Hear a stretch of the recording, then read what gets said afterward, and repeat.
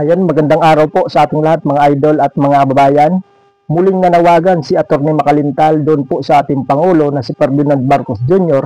na sana ay ibeto ng ating Pangulo yung panukalang batas na mag-i-extend sa termino ng mga incumbent barangay officials at magpo-postpone dito po sa nakatakda na December 1, 2025 election. So ito po, panoorin po natin yung panayam ng DZBB dito po kay Atty. Makalintal. Ito po, panoorin po natin mga idol at mga kababayan. Si Atty. Romulo Makalintal, kasi si Atty.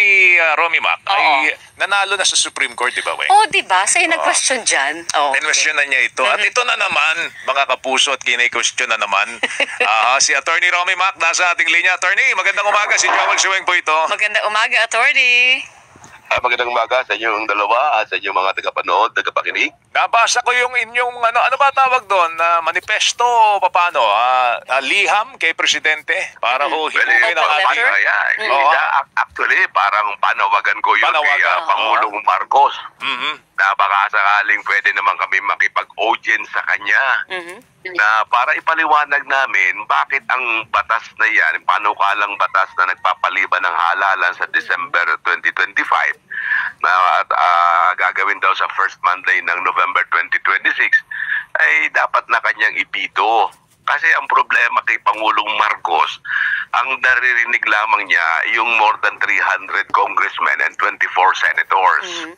Hindi niya naririnig kaming mga taong bayan na humihingi na sana ay hindi i-postpone kundi ipagpatuloy natin ang halalang yan base doon sa desisyon ng ating Korte Suprema sa Makalintal versus Comelec noong 2023 na yung postponement ng barangay elections ay unconstitutional kung walang kadahi-dahilan kung para ito ay ipagpaliban.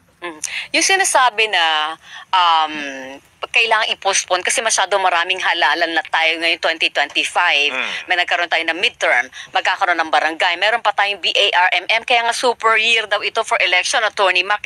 Hindi po sapat na dahilan yon para mag-postpone tayo ng isa sa mga halalan, particularly BSKE. Hindi dahilan yon, Weng. Yan ay katibayan pa nga na hindi nila pinag-aralan ang batas na yan. Kasi alam naman nila na meron tayong eleksyon ng barangay sa December 2025. Eh bakit nila pinospone yung farm election ng October 2025? Ay alam naman nila na merong, kung yan ang dahilan nila, pwede ang postpone nila ay yung farm. Kasi nauna lang naka-line up yung barangay election, may budget na nga yan eh. At hindi mo naman dapat na sasabihin na hindi namin kasi alam na may barangay. Alam nila may barangay election. Pangalawa, 40 posisyon lamang ang at stake sa farm. 40 positions lamang yan. Kasi yung 72 na dapat na position hindi matutuloy dahil sa 32 districts ng farm hindi pa nabubuo. Katunayan, may question nga ngayon sa Korte Suprema yan kung dapat ipagpatuloy ang farm election ganong hindi buo yung distrito ng farm parliament ng parliamentary organization. So, napaka-babaw na dahilan yan, hindi pinag-aralan. So, kung meron man dapat i-postpone farm, hindi BSKE? Yes, yun dapat nila pinuspon dahil sa alam naman nila na mayroong mangyayaring barangay election. Kasi ang nangyari yan, ay katuparan kasi yan ng pangako nila. Ayaw nilang masira sila sa mga barangay officials nung panahon ng halalan ng 2025. Ipinangako yan nila na ipagpapaliban nila yung barangay election para nga naman ma-extend ang term of office ng incumbent. At para makuha nila yung boto ng mga incumbent barangay officials noon. Attorney, ko sakali po lang, sabi nga nila for the sake of argument, ano yung pwede po na maging dahilan para maging legit yung postponement ng BSKE? Walang dahilan para ma-postpone yan. Kundi kung halimbawa magkaroon emergency, magkaroon ng tsunami, magkaroon ng pandemic na naman sa ating bansa, yan siguro ang po pwede.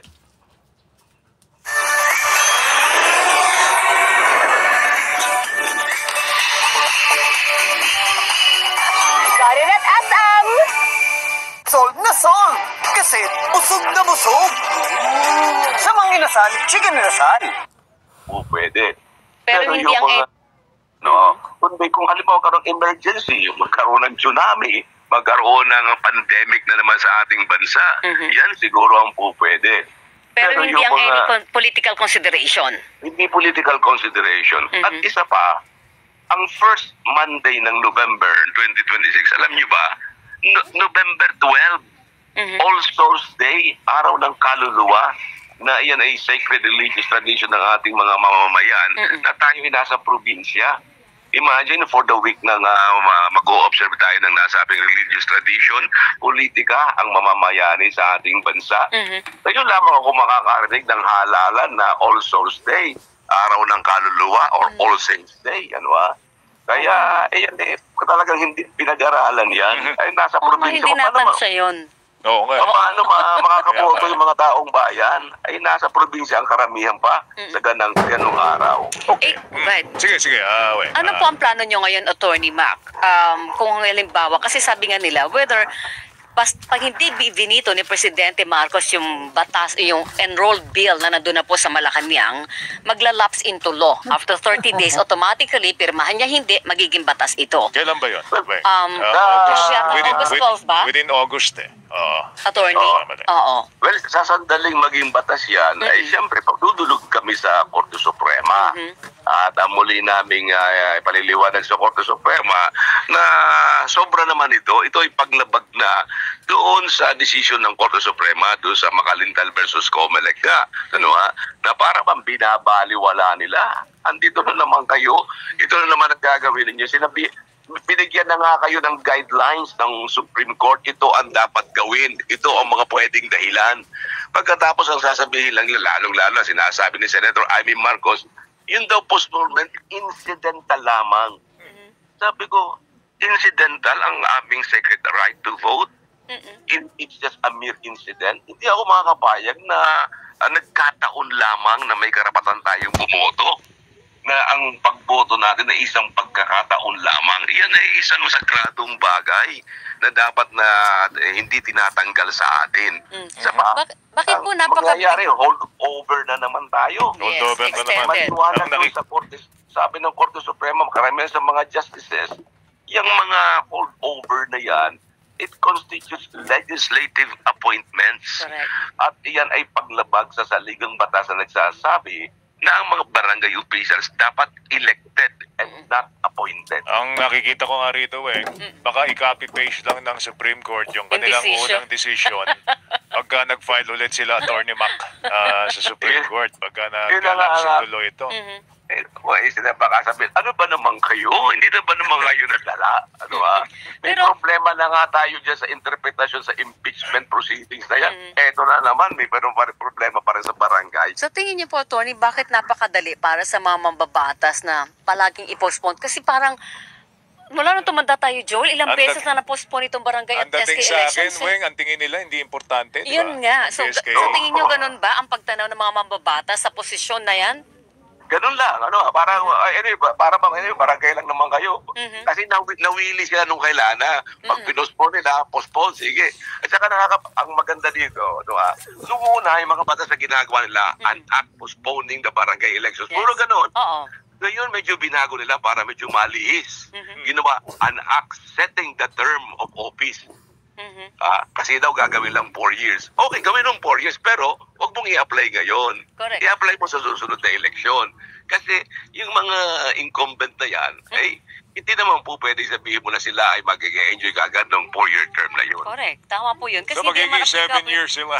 Oo, di ba? Ma-extend. Magiging 7 years yung extension. Oo. Sobra naman kao yan. Hindi naman ako po pwedeng ganyan na para bang niloloko na ninyo ang taong bayan. Kaya sabi ko, yung batas na yan, yung panukalang batas na yan, is very deceptive. It is misleading. Bagamat yan ay sinasabing setting the term, pero it is actually postponing the December 2025 election. Saka it violates yung title, one subject rule ng ating saligang batas sa paggawa ng batas. Nariyan yung extension ng term, postponement of election, hold over, extending the term ng mga barangay. So sabi ko, Ang daming ano ba naman nakapaloob. klaseng batas ito? Pero kung sakali po na magpetisyon kayo, anong pwede pang gawin ng Korte Suprema? Sabihin ulit na, wag niyo ituloy yan. Pero hindi natin makakastigo yung mga mababatas natin na paulit-ulit nilalabag ang utos ng Supreme Court. Eh, hindi naman nila pwedeng kastiguhin yan. Yes. Kakastiguhin O na lang equal sila ng taong bayan. Ang taong bayan lang nakakastigo sa kanila at sasabihin na ito yatang mga mambabatas na ito ay talagang hindi marunong gumawa ng batas. At hindi lang masyadong pinag-aaralan ng kanilang mga ginagawa. Kaya nga sabi ko nga doon sa Ako daw naniniwala dyan, hindi na makakastiguan ng taong bayan kasi yung mga dapat kinastigo, nandiyan pa rin eh. Nahiyalala pa nga ulit. Sana naman, matuto naman sila. Matuto naman sila. Kaya nga ako'y nananawagan, baka nakikinig nga si Miss Claire Castro o si Mr. Lucas Bersamin. Bigyan nyo naman kami ng pagkakataong makausap ang Pangulo. Yun ang sinasabi ko. Hindi nyo pinakikinggan kami. Pero Attorney Mac, like political allies. pero Attorney Mac, I'm sure wala kang kakampi sa hanin ng mga barangay at SK officials. Well, meron din naman. Meron mga din? lumalapit din sa akin. Talaga, gusto nila matuloy. Alam mo, sabi ko nga sa kanila, ang kakampi lang ng mga political allies ng Pangulo, walong opisyal lamang ng bawat barangay. Wawalo lang yan. Ay, ilan ang gustong palitan yan? Milyon-milyon ang gustong palitan ng mga yan. Baka nagkakamali sila ng bilang. 8 lamang kailang pagbibigyan. Pero mahigit na 100 ang doon ay nagnahangad na tanggalin o ipagpatuloy. Yang ating halalang yan. Alright. Attorney Mac, salamat sa oras. Mag-ingat ka. Thank you. Good morning po. Morning. Ay, maraming salamat sa inyo at maraming